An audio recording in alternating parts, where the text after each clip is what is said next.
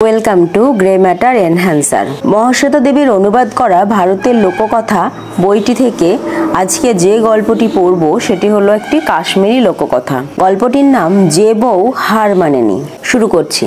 কাশ্মীরের এক বিশাল ধনী বণিকের ছিল এক বেজায় বোকা আর মূর্খ ছেলে। দেশের সেরা সেরা মাস্টারদের রাখলেন বাপ, ছেলে কিছুই শিখলো না। সেখানে শিখবে কি? সে যেমন আলসে তেমনি টেলা আর বেজায় মাথা মোটা।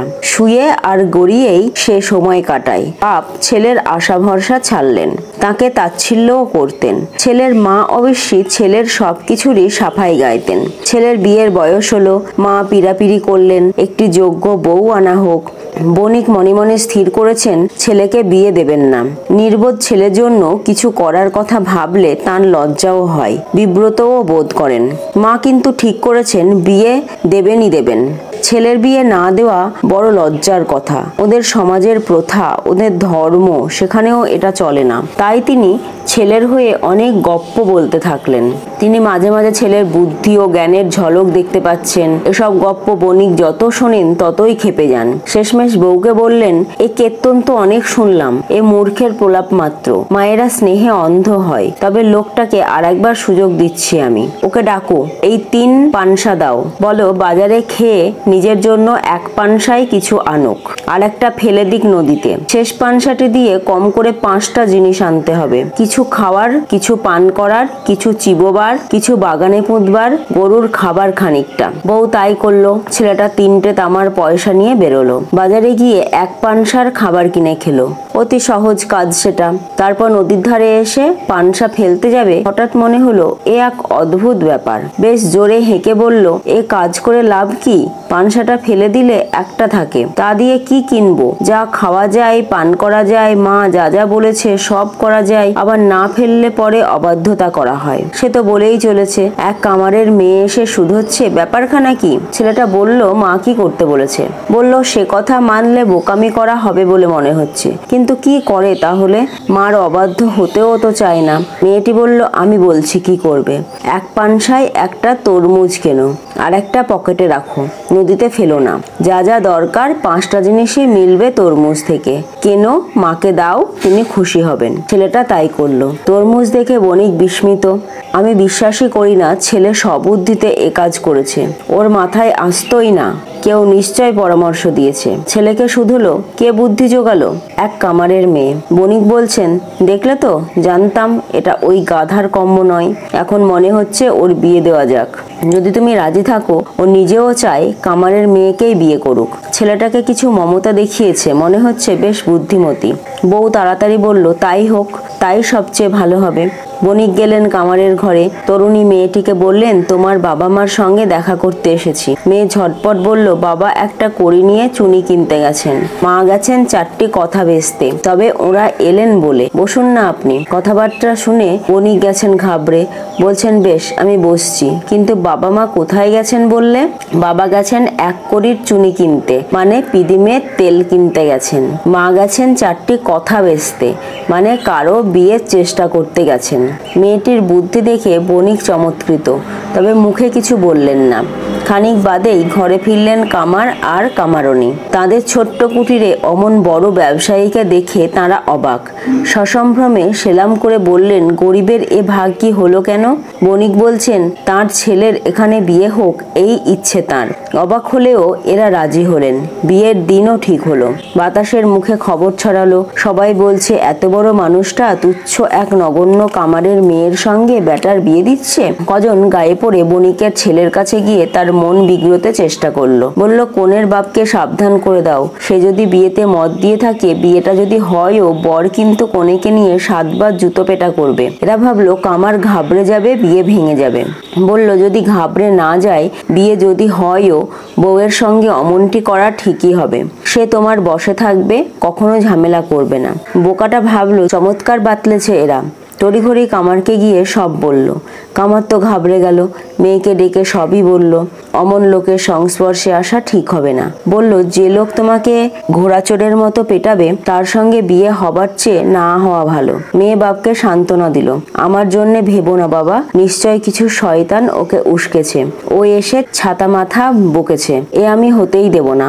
মুখে বলা আর সে কাজ করা দুয়ে ফারাক থাকেই বাবা, ভয় পেও না, যা বলছে তার কিচ্ছু হবে না। শুভ দিনে বিয়ে হলো, ফুলসজ্জার রাতে মাঝরাতে বর উঠেছে।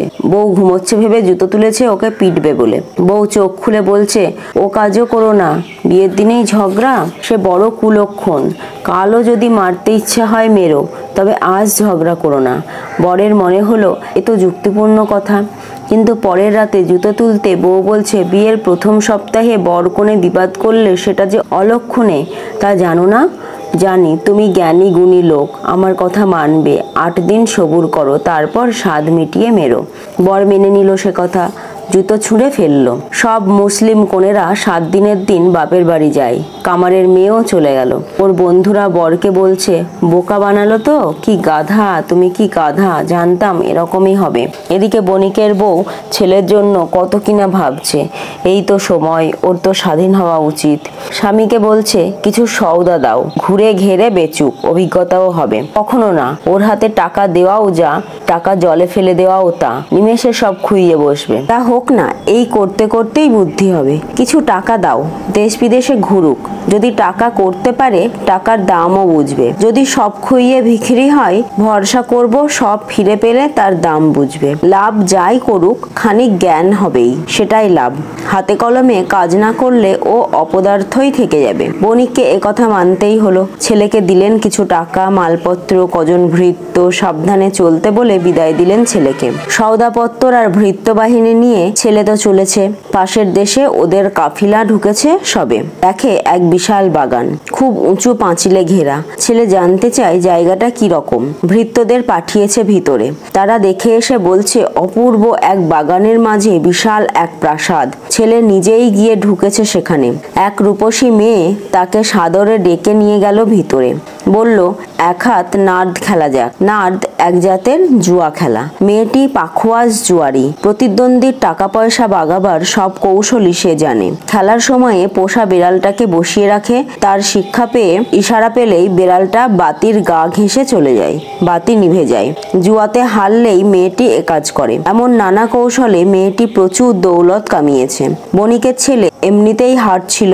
বিড়ালের সাহায্যে মেয়েটি ওকে দেউলে বানিয়ে ছাড়লো। টাকা, সওদাগরি, মাল, ভৃত্যের দল, এমনকি নিজেকেও বাকি রেখে হেরে গেল। তারপর কয়েদখানা, সেখানে প্রচণ্ড মারধর, খেতেও পায় আধমুঠো। প্রায়ই সে গলা তুলে আল্লাহকে ডাকে। এই নিষ্ঠুর দুনিয়া থেকে তাকে নিয়ে যেতে বলে। একদিন দেখে কয়েদখানার ফটকের বাইরে একটি লোক। বণিকের ছেলে তাকে ডেকে শুধোচ্ছে তার দেশ কোথা। জবাব পেয়ে বুঝেছে সে তার দেশেরই বাসিন্দা। বলছে খুব ভালো, আমার একটা উপকার করো না ভাই, এখানে তো আমি বন্দি, কর্য শোধ না করলে খালাস পাবো না। 2টো চিঠি দিচ্ছি, একটা আমার বাবাকে আর একটা আমার বউকে দেবে। আমি চির ঋণী হব ভাই, দেশে ফিরলে মোটা বকশিসও দেব। লোকটা রাজি হয়ে চিঠি 2টো নিল। বাবার চিঠিতে ছেলে সব সত্য কথাই খুলে মেলে লিখেছে। বউয়ের চিঠিতে ঝুড়ি ঝুড়ি মিথ্যে কথা লিখেছে। সে নাকি অনেক টাকা করেছে, শীঘ্রই ফিরবে, ফিরেই আচ্ছা করে জুতো পেটা করবে, বিয়ের আগেই যে কথা ছিল। চিঠিগুলো নিয়ে গেল যে সে লেখাপড়া জানে না। বাপের চিঠি বউকে দিল, বউয়ের চিঠি বাপকে।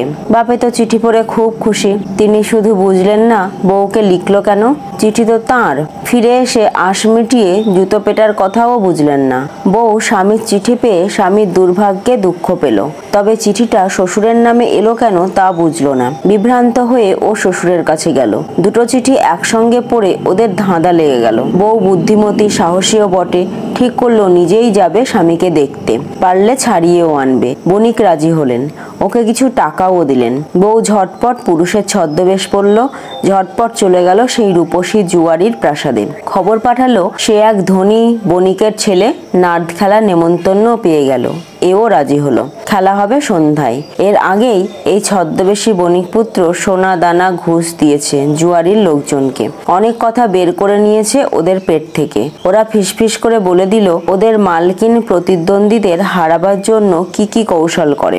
বিড়ালের ব্যাপারটাও বলে দিল। সন্ধেবেলা ছদ্মবেশী বণিক পুত্র যখন খেলতে এসেছে, আস্তিনের হাতার ভাঁজে এনেছে একটা নেংটি ইঁদুর। খেলা শুরু হলো। অতিথি খেলছে চমৎকার, জিতেও যাচ্ছে।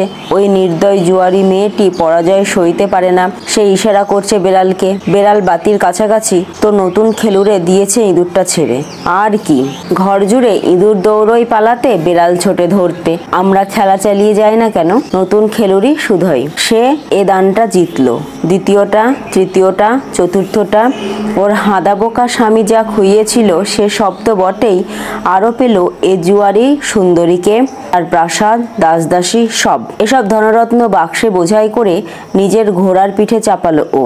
কয়েদখানায় গিয়ে সব বন্দীদের মুক্ত করলো। অন্যদের সঙ্গে ওর স্বামীও এলো ওকে কৃতজ্ঞতা জানাতে, কিন্তু ছদ্মবেশের কারণে ওকে চিনতে পারলো না। এ কিন্তু স্বামীকে খাতির দেখালো, বলল ও তার সর্দার হতে রাজি আছে কিনা। বেজায় খুশি সওদাগর পুত্র তখনই রাজি। মেয়েটি তাকে পরিষ্কার জামা কাপড় দিল, আর ওর ছেঁড়া খোঁড়া জামা কাপড় একটা বাক্সে রেখে নিজের কাছে রাখলো। তারপর সবাই রওনা হলো। জুয়ারি মেয়েটিও সঙ্গে চলল। দেশের কাছাকাছি এসে বউ বলছে, আমার খানিক কাজ আছে, এসব জিনিসপত্র নিয়ে শহরে যাও, নিজের বাড়িতেই যত্ন করে রেখো। তোমার বাবাকেও চিনি, তোমাকেও বিশ্বাস করি। 20 দিনের মধ্যে না ফিরলে ও সবই তোমার। ঘুরপথে ও গেল বাপের ঘরে। ওর সর্দার সব লোকজন, ধনরত্ন সব নিয়ে গেল নিজের বাড়ি। ঘরে পৌঁছে মেয়েটি বাপকে সব বলল, নিজের সাফল্যের কথা। বারবার বলল বাবা যেন এসব কথা ফাঁস না করে। তারপর গেল শ্বশুর বাড়ি। মুখে দেখে স্বামী পায়ের জুতো খুলছে আর বলছে, কোথায় ছিলে এতক্ষণ? মনে আছে কতবার পেটাতে হবে তোমায়? ওর বাপ মা বলল, থামো দেখি, বাড়ি আসার আনন্দ নষ্ট করবে নাকি অসভ্যতা করে? বউ বলল, বুঝলাম না, এতদিনে এত কষ্ট পেয়ে খানিক বুদ্ধি হয়েছে ভেবেছিলাম। না, কিচ্ছু না, আগের মতো নিরেট বোকাই আছো। যাও, ওই ছোট্ট বাক্সটা আনো।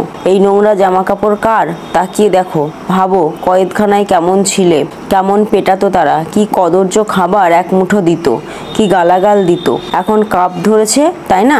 ভালো, শোনো, আমি সেই ধনী বণিক পুত্র যে তোমাকে খালাস করেছে। বাবাকে যে চিঠি লিখেছিলে সেটা আমি পাই। তোমার বিপদের কথা জানলাম, বণিক পুত্রের ছদ্মবেশে গেলাম ওখানে। যে মেয়ে তোমাকে বোকা বানিয়েছিল তার সঙ্গে জুয়া খেললাম। যা কিছু খুইয়েছিলে সব উদ্ধার করলাম। এই মেয়েটা আর তার সম্পত্তিও জিতে নিলাম। শুধুও না, মেয়েটা আমাকে চিনতে পারছে কিনা? মেয়েটি বলল, হ্যাঁ হ্যাঁ। বণিকের ছেলের মুখ তো তালাচাবি। বণিকের বউ পুত্রবধূকে অনেক আশীর্বাদ করলো। বণিক নীরব ছিলেন। ছেলের নির্বোধিতায় হতাশ তিনি, রাগ চড়ছে। বউকে বললেন, এখন মানবে তো তোমার ছেলে একটা আকাট বোকা? বৌমা এসব ধনরত্ন নিজের কাছে রাখুক। এই ছেলের অমন বউ এত ভালো। আজকের গল্প এটুকুই। আবার দেখা হবে পরের ভিডিওতে।